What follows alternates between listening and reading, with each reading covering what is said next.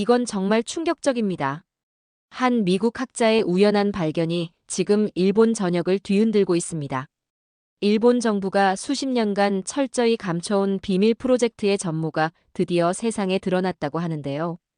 530년 전 한반도에서 발견된 한 장의 편지, 그 이면에는 상상조차 못했던 놀라운 반전이 숨어 있었습니다. 도대체 무슨 일이 일어난 걸까요? 충격적인 이야기 지금 시작합니다. 딱 1초만요. 좋아요와 구독 꾹 부탁드립니다.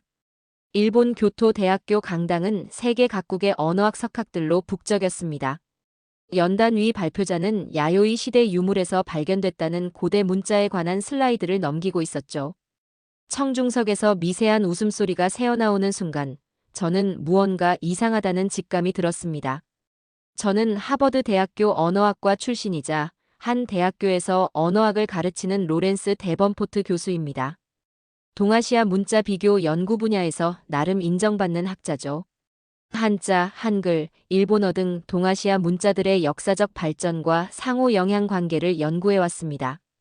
이번 동아시아 고대 문자 연구 심포지엄에 초청받아 참석한 것도 그런 배경 때문이었죠. 발표가 끝나고 질의응답 시간이 시작되었고 앞줄에 앉아있던 한 일본 학자가 조심스럽게 손을 들었습니다. 발표하신 야요이 시대 문자 표본은 사실 약 20년 전 유성펜으로 그려진 낙서입니다.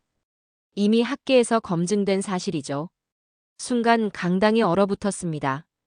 발표자의 얼굴이 창백해졌고 진행자는 황급히 나서서 다음 발표로 넘어가려 했지만 저는 그냥 넘어갈 수 없었습니다.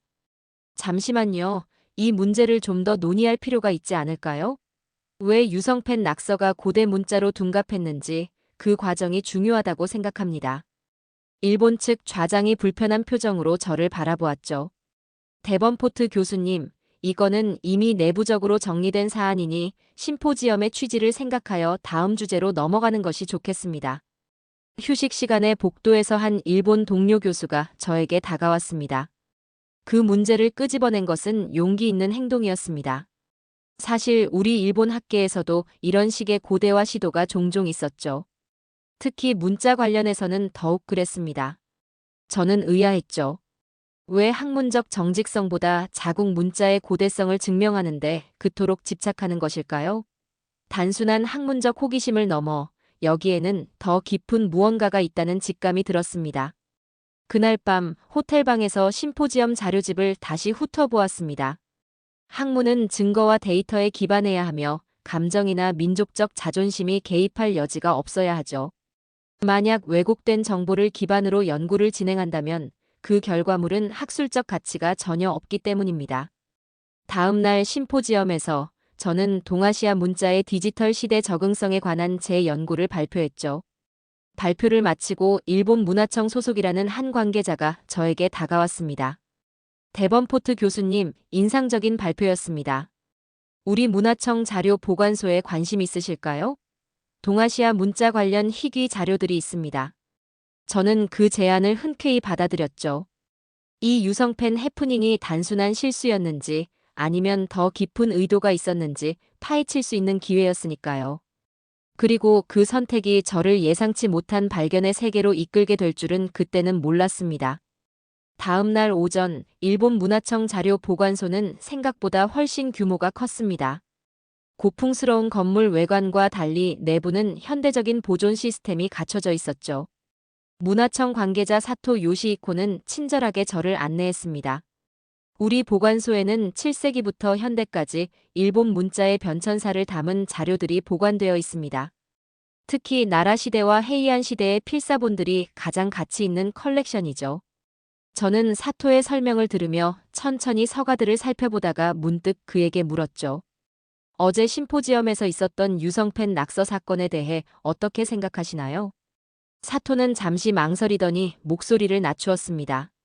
솔직히 말하자면 우리 문화청에서도 그런 사건이 처음은 아닙니다. 일본 정부는 문자 관련 연구에 상당한 관심을 가지고 있었죠.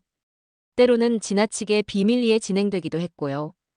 그의 말에 호기심이 생겨 무슨 의미인지 더 물어보려는 찰나 다른 보관소 직원이 다가와 사토에게 무언가를 귓속말로 전했고 사토는 표정이 굳어졌습니다.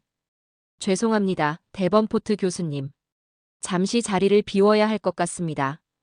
이 구역은 자유롭게 둘러보시고 필요하시면 저기 데스크에 계신 직원에게 물어보시길 바랍니다. 사토가 자리를 비운 사이 저는 문서 보관실로 발걸음을 옮겼습니다. 체계적으로 분류된 서가들 사이를 지나다가 한쪽 구석에 놓인 특이한 상자들이 눈에 들어왔죠. 다른 자료들과 달리 정식 분류 번호가 없고 단지 문화청 도장만 찍혀 있었습니다. 호기심에 가까이 다가가 살펴보니 상자에는 접근 제한 레이블이 붙어 있었고 왠지 직감적으로 중요한 무언가가 들어있다는 느낌이 들었죠. 그때 뒤에서 날카로운 목소리가 들렸습니다.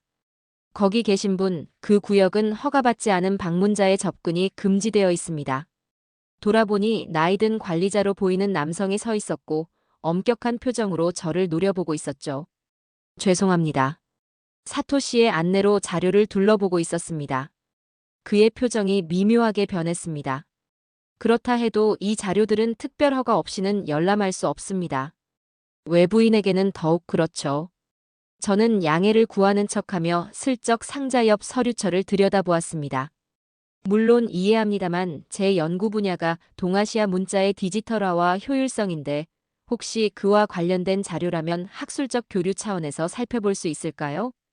그 말에 관리자의 태도가 조금 누그러졌고 잠시 고민하는 듯 하더니 한숨을 내쉬었죠. 교수님 신분을 고려해 일부 문서만 제한적으로 보여드리겠습니다. 하지만 복사나 사진 촬영은 절대 안 됩니다.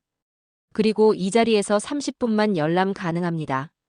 관리자는 상자 하나를 조심스럽게 꺼내 테이블 위에 올려놓았습니다. 저는 최대한 침착하게 행동하려 노력했지만 심장은 빠르게 뛰고 있었죠. 상자를 열자 낡은 문서 파일들이 정돈되어 있었습니다. 첫 번째 문서처를 펼치는 순간 저는 그 내용에 눈이 휘둥그레졌습니다. 일본 정부가 비밀리에 추진했던 문자 연구 프로젝트에 관한 기록이었습니다. 그 순간 저는 단순한 학술적 호기심을 넘어 뭔가 더 큰 비밀을 마주하고 있다는 직감이 들었습니다. 그리고 그 직감은 곧 확신으로 변했죠. 30분이라는 제한된 시간 속에서 저는 최대한 많은 정보를 머릿속에 담으려 노력했습니다. 문서들을 빠르게 훑어보다가 특별히 눈에 띄는 파일 하나를 발견했죠. 가타카나 기원 연구 보고서라는 제목이 붙어 있었습니다. 파일을 열자마자 8세기 무렵 약 740년경 신라에서 일본으로 전해진 불경 필사본에 관한 상세한 분석 자료가 나왔습니다. 보고서에는 이 필사본의 특이한 각필 형태의 문자가 발견되었다는 내용이 담겨 있었죠. 신라 불경의 각필 기법은 한자 도금을 표기하기 위한 보조수단으로 사용된 것으로 보이며 이 방식이 일본의 가타카나 발달에 결정적 영향을 미쳤을 가능성이 높다. 저는 그 문장을 여러 번 읽었습니다. 가타카나가 신라의 문자 체계에서 영향을 받았다는 내용이었죠. 일본 문자가 독자적으로 발명된 것이 아니라 한국의 고대 왕국인 신라로부터 전해진 문자 체계에 기반했다는 학설이었습니다. 더 놀라운 것은 보고서 말미에 첨부된 내부 메모였죠. 본 연구 결과는 대외적으로 공개하지 않는 것이 바람직함. 가타카나가 일본 독자 창제가 아닌 한국 신라 개통 문자의 영향을 크게 받았다는 설이 퍼지면 일본 자존심에 타격이 클 것으로 예상됨. 이 메모를 읽는 순간 어제 심포지엄에서 일어난 유성팬 해프닝의 의미가 새롭게 다가왔습니다. 단순한 학술적 실수가 아니라 일본 문자의 기원과 관련된 더 깊은 민족적 자존심이 얽혀 있었던 것이죠. 저는 재빨리 다음 문서로 넘어갔고 그곳에는 신라 불경에서 발견된 각필 문자와 초기 가타카나를 비교 분석한 도표가 있었죠. 두 문자 체계의 유사성은 놀라울 정도였습니다. 신라 각필 문자의 15개 기호는 현대 가타카나의 기본 형태와 74% 일치하며 나머지도 변형 과정을 추적할 수 있다. 이 내용을 보고 있자니 머릿속에 수많은 질문이 떠올랐습니다. 가타카나가 신라에서 온 문자 체계에 기반했다면 일본 학계는 이 사실을 얼마나 알고 있을까요? 그리고 왜 이렇게 비밀스럽게 다루고 있는 것일까요? 옆에서 시계를 확인하던 관리자가 말했습니다. 이제 10분 남았는데 특별히 더 보고 싶은 자료가 있으신가요? 저는 침착하게 대답했죠. 네, 혹시 이 연구와 관련된 다른 동아시아 문자 자료는 없을까요? 특히 한글이나 한자와의 비교 연구 같은 것이요. 그런데 그 순간 복도에서 익숙한 목소리가 들렸습니다. 아, 여기 계셨군요. 데번포트 교수님. 사토가 돌아온 것이었죠. 그는 저와 관리자를 번갈아 바라보며 상황을 파악하려는 듯 했습니다. 무슨 자료를 보고 계신 건가요? 관리자가 당황한 표정으로 사토에게 속삭였습니다. 사토의 얼굴이 굳어졌다가 이내 미소를 지으며 저에게 말했습니다. 죄송합니다만 이제 다른 예약된 방문객이 오실 시간이 되었는데 혹시 내일 다시 방문하실 수 있을까요? 저는 아쉬움을 감추며 고개를 끄덕였습니다. 하지만 이미 충분한 정보를 얻었죠. 가타카나의 기원이 신라 문자와 깊은 연관이 있다는 사실, 그리고 일본 정부가 이 사실을 은폐하려 했다는 점을 확인한 것만으로도 큰 수확이었습니다. 보관소를 나서며 저는 다음 수수께끼를 풀기 위한 전략을 세우고 있었습니다.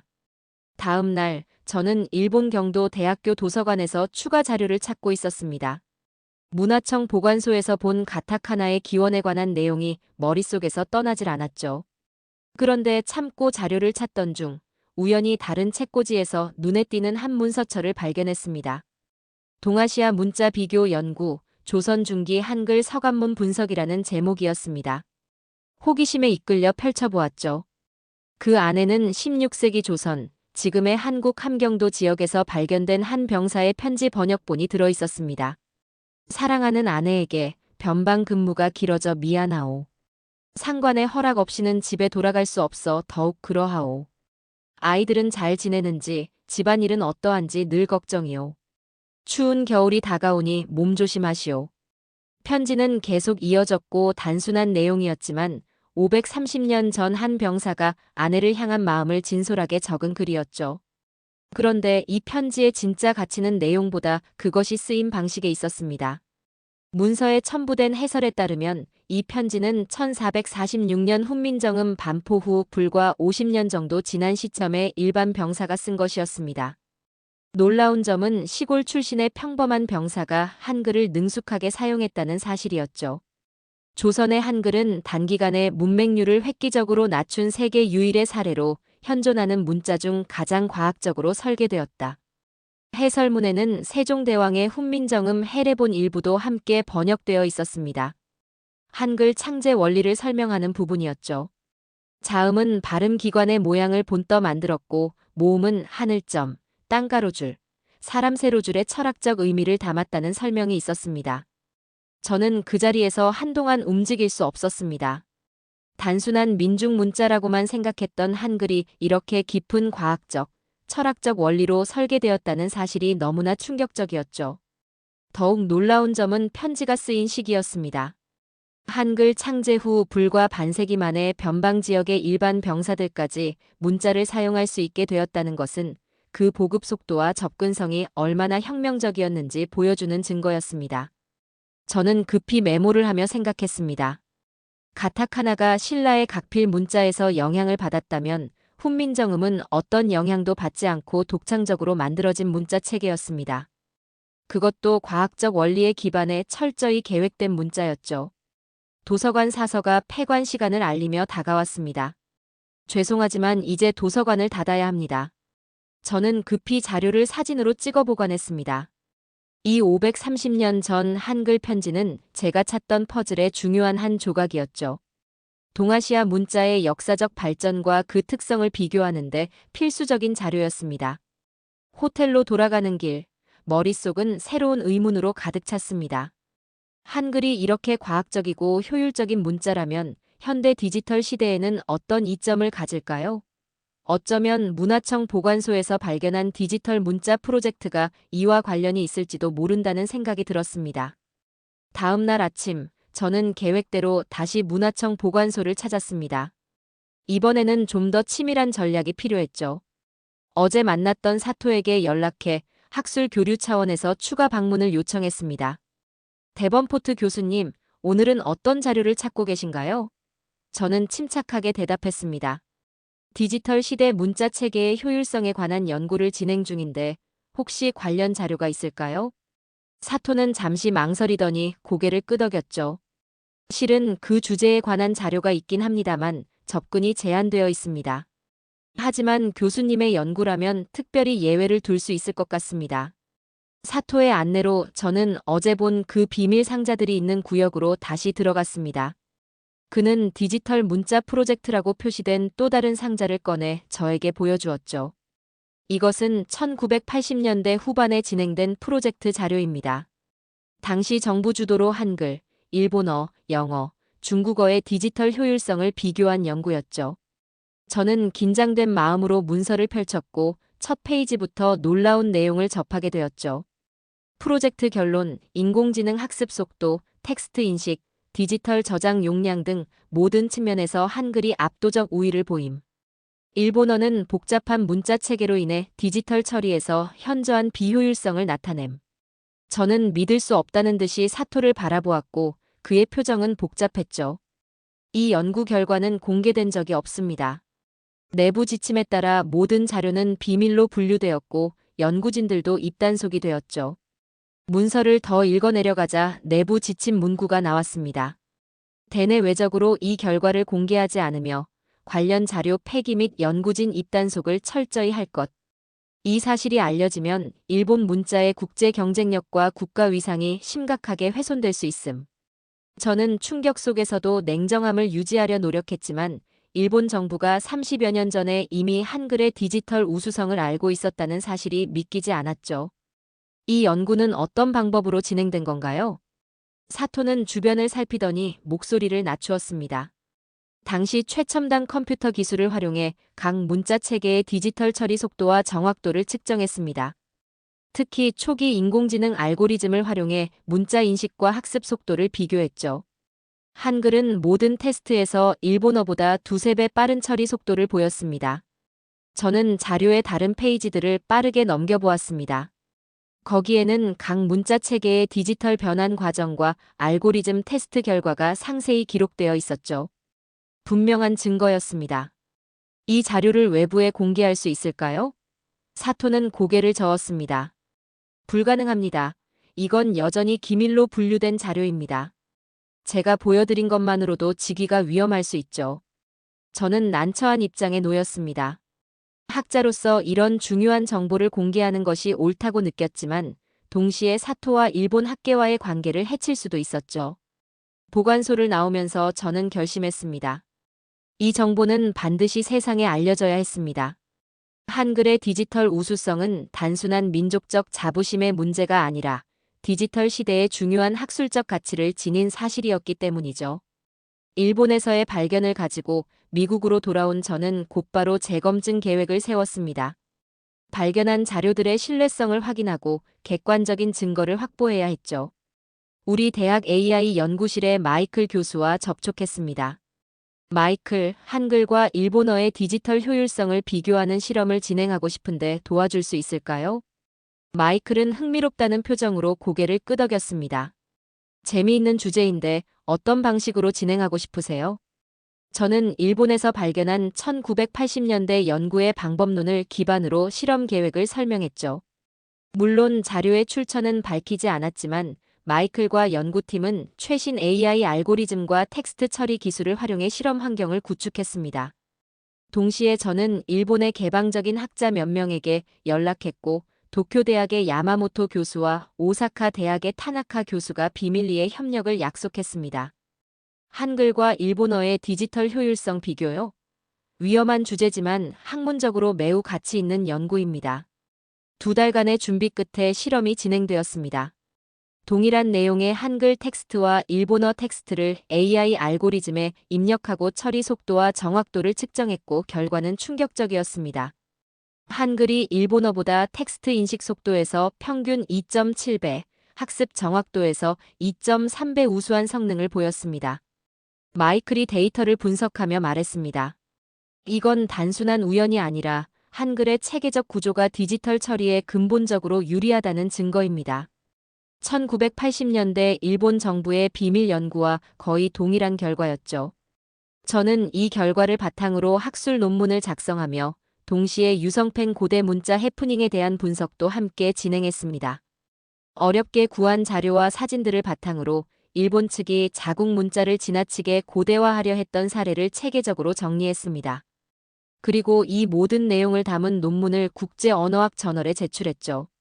논문이 출판되자마자 학계에 큰 파장이 일었고 많은 학자들이 관심을 보이고 후속 연구를 진행하기 시작했지만 동시에 일본 내에서는 강한 반발이 일어났습니다.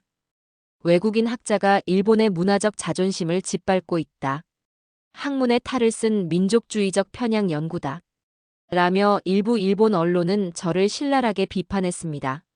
심지어 일본 문부과학성 관계자가 학교 측에 공식 항의문을 보냈다는 소식도 들려왔고 학장이 저를 불러 상황을 설명해달라고 했죠. 로렌스, 당신의 연구가 국제적 논란을 일으키고 있는데 이에 대해 어떻게 생각하나요? 저는 단호하게 대답했습니다. 제 연구는 철저히 데이터에 기반한 것이고 과학자로서 발견한 사실을 숨길 수는 없었습니다. 학장은 잠시 침묵하더니 고개를 끄덕였죠. 학문의 자유를 지지하지만 앞으로도 신중하게 행동해 주길 바랍니다.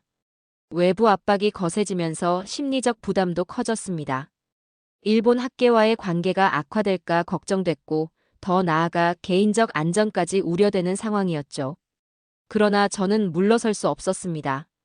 그리고 예상치 못한 곳에서 지지의 목소리가 들려왔습니다. 타나카 교수가 비밀리에 보낸 메시지였죠. 데번포트 교수님, 용기 있는 연구에 경의를 표합니다. 일본 내에서도 당신의 연구를 지지하는 목소리가 있다는 것을 알아주십시오. 비록 지금은 작은 목소리지만 진실은 언젠가 인정받을 것입니다. 이 메시지는 저에게 큰 힘이 되었습니다. 외부 압박에도 불구하고 진실을 숨기지 않겠다는 결심을 더욱 굳혔고 곧 더 놀라운 변화가 일어나게 될 줄은 몰랐습니다. 논문 발표 후 3개월, 저는 조용히 후속 연구를 진행하고 있었습니다. 한글 디지털 효율성과 가타카나 신라 기원서를 담은 제 논문은 예상보다 더 큰 반향을 불러일으켰죠. 국제언어학계에서는 제 연구를 중심으로 활발한 토론이 이어지고 있었습니다. 그러던 어느 날 일본 도쿄대학의 야마모토 교수로부터 뜻밖의 연락이 왔습니다. 데번포트 교수님, 흥미로운 소식이 있습니다. 니혼게이자이 신문을 보셨나요? 소니와 라쿠텐이 한글 기반 AI 알고리즘 도입을 검토 중이라는 기사가 실렸습니다. 저는 놀라움을 감추지 못했습니다. 일본의 대표적인 IT 기업들이 한글 알고리즘을 도입한다는 것은 상상도 못했던 일이었죠. 기사를 찾아보니 실제로 소니와 라쿠텐은 실용적인 관점에서 기업 경쟁력을 위해 가장 효율적인 알고리즘을 선택해야 한다며 한글 기반 디지털 처리 시스템을 시범 도입할 계획이라고 밝혔습니다. 소니의 CTO는 효율이 좋다면 자존심을 따질 일이 아니다라고 발언했고 이는 일본 내에서도 큰 화제가 되었죠. 이러한 실용주의적 접근은 보수적인 일본 사회에서 작지만 의미 있는 변화였습니다. 야마모토 교수의 연락은 계속되었습니다. NHK에서 유성펜 고대 문자 사건을 다룬 다큐멘터리를 방영했습니다. 과거 우리가 문자 관련 과도한 자부심에 매달리다가 오히려 국제적 신뢰를 잃을 뻔했다는 내용이었죠. 이건 정말 놀라운 변화였고 처음에는 제 연구에 적대적이었던 일본 내에서도 점차 객관적인 시각이 생겨나고 있었던 것이죠. 야마모토의 말에 따르면 젊은 학자들 사이에서는 문자의 기원보다 현대적 활용 가치에 더 관심을 갖는 흐름이 강해지고 있었습니다. 다음 주 저는 도쿄에서 열리는 디지털 시대의 언어학 컨퍼런스에 초청받았습니다. 처음에는 망설였지만 변화의 흐름을 직접 느끼고 싶었기에 참석을 결정했죠. 도쿄 도착 첫날, 저는 긴장했습니다. 논문 발표 후 처음 방문하는 일본이었으니까요. 그러나 예상과 달리 컨퍼런스 참가자들은 저를 적대시하지 않았고 오히려 많은 질문과 토론을 제안했죠. 교토대학의 스즈키 교수는 공개적으로 제 연구를 지지했습니다. 데번포트 교수의 연구는 우리에게 불편한 진실을 알려주었지만 진실에서 눈을 돌리는 것은 학문의 발전에 도움이 되지 않습니다. 우리는 이 결과를 겸허히 받아들이고 미래 기술 발전을 위한 새로운 방향을 모색해야 합니다. 컨퍼런스 마지막 날, 일본 통신기업 NTT의 연구팀이 흥미로운 발표를 했습니다. 그들은 한글의 디지털 효율성을 인정하면서도 일본어의 고유한 특성을 유지하며 디지털 효율성을 높일 수 있는 하이브리드 시스템을 제안했죠. 우리는 문화적 정체성을 유지하면서도 기술적 발전을 이룰 수 있습니다. 이것이 진정한 글로벌 협력의 모습입니다. 저는 그 발표를 듣고 깊은 감동을 받았습니다. 처음에는 적대감만 느꼈는데 이제 일본 안에서도 진실을 인정하고 앞으로 나아가려는 움직임이 생겨났다는 것이 희망적이었죠. 컨퍼런스가 끝난 후 야마모토 교수와 차를 마시며 대화를 나눴습니다. 처음 당신의 논문을 읽었을 때는 사실 불편했어요. 하지만 사실을 직시하는 것이 발전의 첫걸음이라는 것을 깨달았죠. 덕분에 일본 내에서도 중요한 변화가 시작되고 있습니다. 도쿄에서의 경험은 저에게 큰 의미가 있었습니다. 비록 작은 시작이었지만 진실이 점차 인정받고 변화를 이끌어내는 것을 직접 목격했기 때문이죠. 이제 제가 해야 할 일은 이 과정이 단순한 갈등이 아닌 상호 이해와 협력으로 이어지도록 돕는 것이었습니다. 미국으로 돌아온 지 한 달 후, 저는 뜻밖의 소식을 접했습니다. 일본 문부과학성이 일부 시범학교에서 디지털 시대 언어체계라는 새로운 과목을 운영한다는 발표였죠. 더욱 놀라운 점은 그 커리큘럼에 한글의 구조와 효율성에 관한 내용이 포함되어 있다는 사실이었습니다. 야마모토 교수가 이메일로 관련 소식을 전해왔습니다. 데번포트 교수님, 믿기 어려운 일이 일어나고 있어요. 저희 교육부가 공식적으로 한글의 디지털 효율성을 인정하기 시작했습니다. 물론 아직은 시범적인 단계지만 이는 분명 큰 변화죠. 저는 이 변화의 흐름을 더 많은 사람들에게 알려야겠다고 결심했습니다. 학교 내 미디어 연구소의 도움을 받아 지금까지의 모든 발견과 연구 결과를 담은 종합 다큐멘터리를 제작하기로 했죠. 가타카나 신라 기원설, 530년 전 한글 편지, 유성팬 해프닝 등 모든 이야기를 체계적으로 정리했습니다. 다큐멘터리 제작 과정에서 저는 양국의 문자가 서로 경쟁이 아닌 협력의 관계로 나아갈 수 있음을 강조했습니다. 한글의 우수성을 인정하는 것이 일본 문화의 가치를 떨어뜨리는 것이 아니라 오히려 양국이 함께 발전할 수 있는 토대가 될 수 있다는 메시지를 담았죠. 언어는 민족의 정체성을 담고 있지만 동시에 인류 공통의 자산입니다. 한글과 일본어는 각자의 고유한 가치를 가지고 있으며 디지털 시대에 맞게 함께 발전해 나갈 수 있습니다. 다큐멘터리가 완성되어 여러 국제 학술 채널과 온라인 플랫폼을 통해 방영되었고 반응은 기대 이상이었죠. 특히 중장년층 시청자들에게 큰 반향을 일으켰습니다. 한글이라는 문자가 정말 체계적이었고 일본이 때론 지나치게 자국 문자 역사를 미화했다는 사실이 놀랍습니다. 문자의 역사가 이렇게 흥미롭고 깊은 의미를 담고 있는지 몰랐습니다. 다큐멘터리 방영 이후 저는 일본 문화청으로부터 공식 초청을 받았습니다.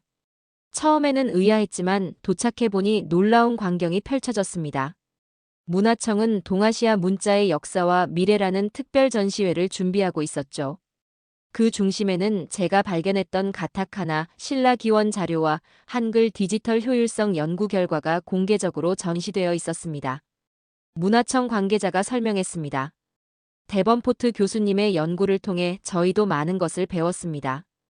이제는 과거의 잘못을 인정하고 앞으로 나아갈 시간입니다. 이 전시회가 그 첫걸음이 되기를 바랍니다. 전시회 개막식에서 저는 짧은 연설을 했습니다. 문자는 단순한 기호가 아닙니다. 그것은 한 민족의 역사와 지혜, 그리고 미래를 담고 있습니다. 한글과 일본 문자는 각자의 길을 걸어왔지만 이제는 함께 디지털 시대의 새로운 장을 열어가야 합니다. 미국으로 돌아온 후 저는 오피스에서 문화청 보관소에서 복사해 온 530년 전 한글 편지 사본을 다시 꺼내 보았습니다. 조선시대 변방의 한 병사가 아내에게 보낸 그 소박한 편지가 지금의 모든 일의 시작이었다고 생각하니 감회가 새로웠죠. 언어는 서로 경쟁하기보다 함께 발전하고 교류해 온 흔적의 결정체일 것입니다. 한글과 일본 문자가 보여준 길도 그랬죠. 지금은 진실을 알리고 미래를 함께 모색할 시간입니다. 제 책상 위에는 세종대왕 해례본과 가타카나 초기 필사본 사진이 나란히 놓여 있었습니다. 서로 다른 길을 걸어왔지만 이제는 디지털 시대라는 새로운 도전 앞에서 함께 발전해 나갈 두 문자 체계의 모습이 마치 협력과 진실의 상징처럼 느껴졌습니다. 자, 오늘의 이야기는 여기까지입니다. 오늘 우리는 한글의 디지털 우수성과 일본 정부가 은폐했던 충격적인 연구 결과를 함께 살펴봤습니다. 530년 전 조선시대 병사의 편지부터 현대 AI 알고리즘까지 한글이 지닌 과학적 설계와 디지털 효율성은 세계 문자 체계 중 독보적인 위치에 있다는 사실을 다시 한번 느낄 수 있었습니다. 진정한 문화의 힘은 과거를 미화하는 것이 아니라 사실을 인정하고 함께 발전해 나가는 열린 자세에서 비롯된다는 것을 다시 한번 마음에 새기게 됩니다. 오늘도 끝까지 함께 해주셔서 감사합니다. 재미있게 보셨다면 구독과 좋아요로 응원해주세요. 다음에도 따뜻한 이야기로 찾아뵙겠습니다. 감사합니다.